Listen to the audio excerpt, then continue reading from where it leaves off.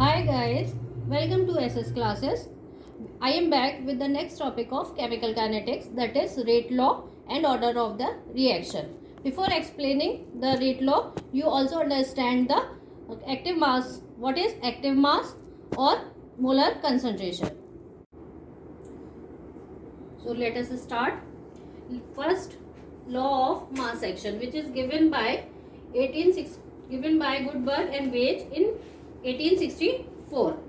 Let's consider a chemical reaction A plus B, that is reactant, convert into the product. Rate of reaction, जैसा कि मैंने आपको last video में बताया था कि रेट ऑफ रिएक्शन जो होती है वो आप किस तरीके से लिखते हैं। तो रेट ऑफ रिएक्शन की जो आपके फैक्टर्स हैं वो आपने देखा था कि जो है कंसंट्रेशन पे डिपेंड करती है रेट। तो रेट जो है वो कंसंट्रेशन पे, जैसे जैसे आप कंसंट्रेशन बढ़ाते हैं वैसे ही इंक्रीज करती है। तो रेट ऑफ रिएक्शन जो है वो कंसंट्रेशन पर डिपेंड करती है। तो molar concentration, what is molar concentration? Molar concentration जो मोल पर लीटर, यानी कि जो आपका मोल है, number of moles dissolve in 1 litre.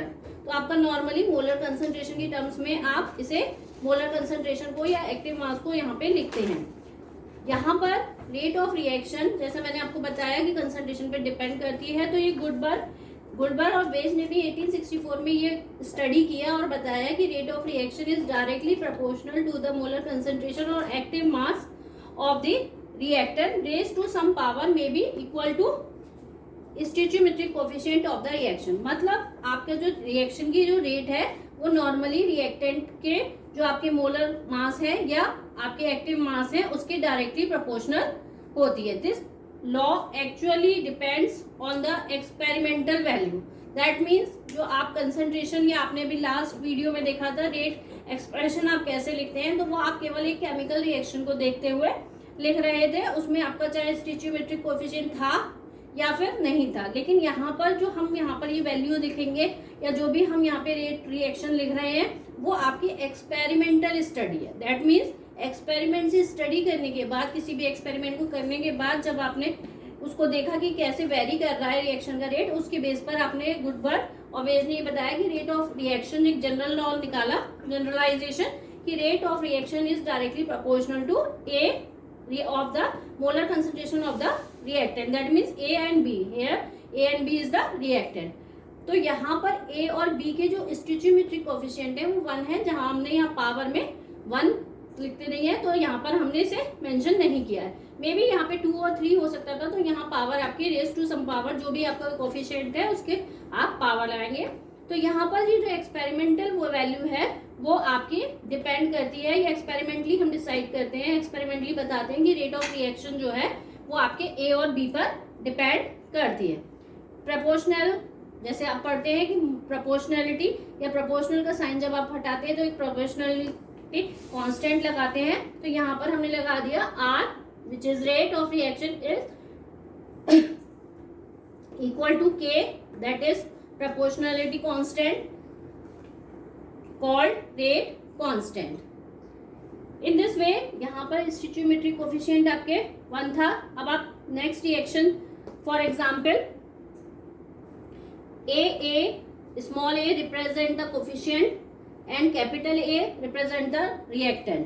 तो स्मॉल ए जिसको हम स्टोइचियोमेट्रिक कोएफिशिएंट बोल सकते हैं, जो नंबर न्यूमेरिकल वैल्यू होती है।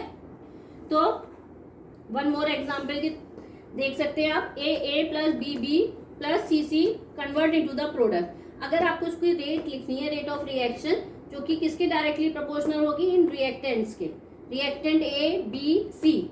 अब यहाँ पर स्टोइचियोमेट्रिक कोएफिशिएंट, क्योंकि यहाँ 1 था लेकिन यहाँ पर ए बी सी ये तीनों आपके स्टोइचियोमेट्रिक कोएफिशिएंट है। तो raise to some power, that means A की पावर ए, बी की पावर बी और सी की पावर सी, यानी कि rate of reaction depends on the molar concentration of A raised to some power which is experimentally decided और experimentally determined.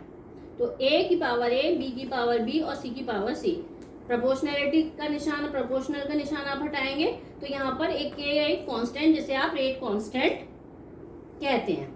अब ये जो एक्सपेरिमेंटल वैल्यू आप लिख रहे हैं, अगर आप रेट को एक्सपेरिमेंटली स्टडी करके ये रेट एक्सप्रेशन लिख रहे हैं रेट ऑफ रिएक्शन का, तो ये आपका क्या कहलाएगा, रेट लॉ। रेट लॉ में ये जो आपके सम पावर, जो आपने पावर लगाई है वो आपकी स्टोइचियोमेट्रिक कोफिशिएंट की सेम भी हो सकती है और आपकी अलग वैल्यू भी हो सकती है। तो यहाँ पर रेट एक्सप्रेशन जो है वो आपका ए की मोलर कंसंट्रेशन ए, जिसे आप ब्रैकेट में शो करते हैं, ए की पावर ए, बी की पावर बी और सी की पावर सी। नेक्स्ट, इससे अगर आप ये एक्टिव मास कहलाता है जो कि एक्सपेरिमेंटली डिसाइड हो। एक्टिव मास से मतलब ये है कि आपके जो एक्सपेरिमेंट, जब आप मोलर कंसंट्रेशन लेते हैं तो एक्चुअल वैल्यू जो होती है, जो सारे मॉलिक्यूल्स होते हैं वो रिएक्ट नहीं करते हैं। तो मोलर कंसंट्रेशन से मतलब ये है कि जो एक्टिवली मॉलिक्यूल है या एक्टिव मॉलिक्यूल है जो कि रिएक्टेंट के में आपका रिएक्शन के जो केमिकल रिएक्शन है उसमें पार्टिसिपेट कर रहे हैं, वो आपके एक्टिव मॉलिक्यूल कहलाते हैं और उन्हीं की बेस पर हम एक्टिव मास लिखते हैं या फिर मोलर कंसंट्रेशन को लिखते हैं। सी, रेट लॉ। रेट लॉ जैसे मैंने अभी बताया, जब आप रेट ऑफ रिएक्शन लिखते हैं तो वो डिपेंड करती है ए और बी रिएक्टेंट की कंसंट्रेशन पर रेज टू सम पावर। जो मैंने आपको बताया कि वो स्टोइचियोमेट्रिक कोफिशिएंट के बराबर भी हो सकते हैं और इक्वल नहीं भी हो सकते। तो यहाँ अगर मान लीजिए एग्जांपल के तौर पे A plus B convert into the product, तो एक्सपेरिमेंट रेट एक्सप्रेशन और रेट लॉ में डिफरेंस ये है। रेट एक्सप्रेशन रेट को रिप्रेजेंट करता है और रेट लॉ से, यानी कि एग्जैक्टली एक्सपेरिमेंटली रेट किस तरीके से वेरी कर रही है वो रेट लॉ बताता है या रेट बताती है। तो ये जो रेट लॉ है वो डायरेक्टली प्रोपोर्शनल है ए और बी की मोलर कंसंट्रेशन पर किस तरीके से एक्सपेरिमेंटली वेरी कर रही है, तो उसको हमने पी और क्यू से शो किया है, यानी कि उसकी पावर पी और क्यू। ये जरूरी नहीं है कि ए और बी ही लगे, मे भी पॉसिबल अगर इक्वल होता तो वो ए और बी भी आप लिख सकते हैं, लेकिन यहाँ पर पी और क्यू इसलिए लिखा है हमने कि ये इसके बराबर भी हो सकता है, एज इट इज सेम हो सकता है, या फिर वो नंबर डिफर भी कर सकता है। तो P Q R may be equal to A B, A और बी के बराबर भी हो सकते हैं वो नंबर और अलग भी हो सकते हैं। तो रेट प्रोपोर्शनलिटी हटाए, rate is equal to K, A की power P plus product B की power Q. If A and B are 1 mole per litre, अगर आपका ये जो कंसंट्रेशन है वो 1 मोल पर लीटर है तो आपका क्या होगा, rate is equal to proportionality constant और रेट कांस्टेंट। दैट मीन्स किसी भी रिएक्शन की रेट जो होती है वो रेट कांस्टेंट के बराबर होती है अगर उसके सारे रिएक्टेंट की कंसंट्रेशन यूनिटी हो या यूनिट हो, 1 मोल पर लीटर। इसके बाद आता है नेक्स्ट टॉपिक जो आपका है ऑर्डर, जो कि आपका इस रेट लॉ से ही कंसर्न है। जो आप इसमें पावर लगा रहे हैं, इन पावर का सम एक्सपेरिमेंटली जो पावर आप रेट लॉ में लगा रहे हैं उन पावर का सम जो होता है वो उस रिएक्टेंट के रेफरेंस में या उस रिएक्टेंट के रेफरेंस में आपका क्या होता है, ऑर्डर ऑफ द रिएक्शन। जैसे आप देख सकते हैं power of the reactant in rate law is called order of the reaction, यानी इनकी जो पावर है, अगर इस रेट को हम डिसाइड कर रहे हैं तो रेट किस पे डिपेंड कर रही है, ए की पावर पी पे। तो पी जो है वो ए के रेफरेंस में क्या है, ऑर्डर ऑफ द रिएक्शन। तो इस रिएक्शन का जो ए के रेफरेंस में ऑर्डर है वो है पी, इस रिएक्शन का बी के रेफरेंस में ऑर्डर है क्यू, और ओवरऑल रिएक्शन का जो ऑर्डर होगा वो होगा पी प्लस क्यू। तो that means power of reactant in rate law, power of reactant in rate law is called order of the reactant to that reactant with respect to that reactant. That means इस particular reactant के respect में ये जो power लगी हुई है वो उस रिएक्शन का ऑर्डर कहलाएगी, और इन दोनों का ओवरऑल अगर आप ऑर्डर निकालेंगे तो P plus Q।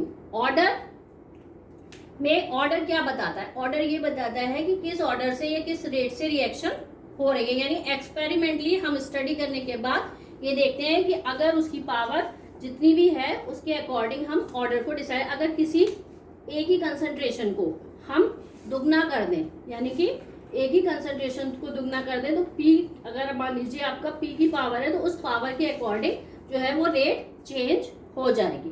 That means अगर रेट को यहाँ पर के P की वैल्यू मान लीजिए 2 हो और Q की वैल्यू 3 हो, तो यहाँ पर अगर आप A की कंसंट्रेशन को चेंज करेंगे, डबल करते हैं, तो रिएक्शन की जो रेट है वो आपकी 4 टाइम्स हो जाएगी। A के रेफरेंस में रिएक्शन की रेट 4 टाइम्स हो जाती है और B के रेफरेंस में अगर B की पावर 3 है तो अगर आप बी की कंसंट्रेशन को दुगना करते हैं तो रिएक्शन की जो रेट है वो आपकी 3 टाइम्स 2 की पावर क्यूब यानी कि 8 टाइम्स हो जाएगी। तो rate of reaction depends on the molar concentration raise to some power which is called order of the reaction. तो अगर ओवरऑल हमें ऑर्डर निकालना है तो 2 + 3, तो रिएक्शन का जो ऑर्डर होता है वो विद रेस्पेक्ट टू रिएक्टेंट अलग अलग होता है और ओवरऑल जो रेट होता है या ऑर्डर होता है वो एक होता है, उन सारी पावर्स का सम होता है। वो फ्रैक्शनल वैल्यू भी हो सकती है और आपकी होल नंबर भी हो सकता है।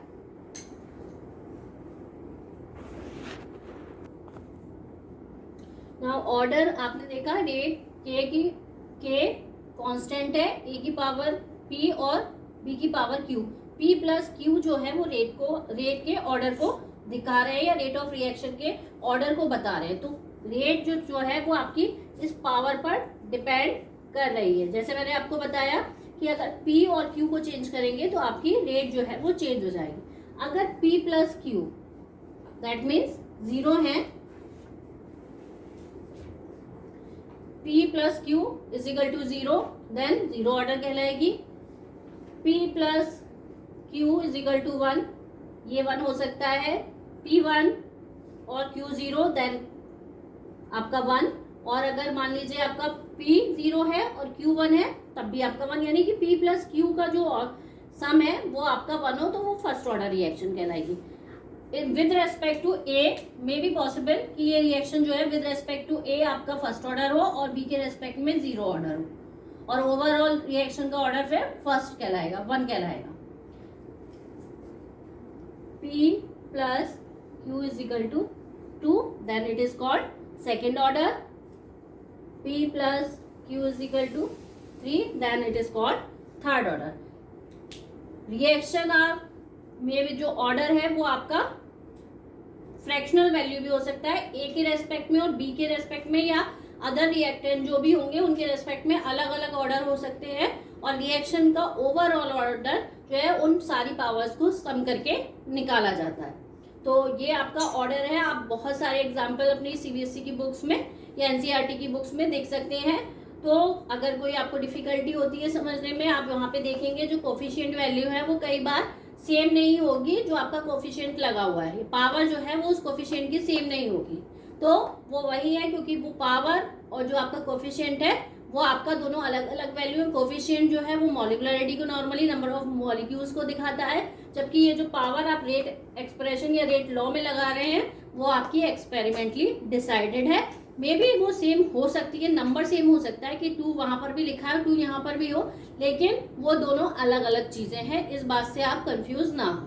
तो ये ऑर्डर ऑफ द रिएक्शन बहुत इंपॉर्टेंट टॉपिक है। इसके बाद first 0 order, first order, second order, third order, तीनों चारों के डेरिवेशन आपके सिलेबस में है और उन पर बेस्ड न्यूमेरिकल है। तो 1 by 1 हम इनके डेरिवेशन डिस्कस करेंगे नेक्स्ट लेक्चर में। तो आप प्लीज इसे स्टडी करें और अगर आपको कोई प्रॉब्लम है तो कमेंट बॉक्स में डाल दें।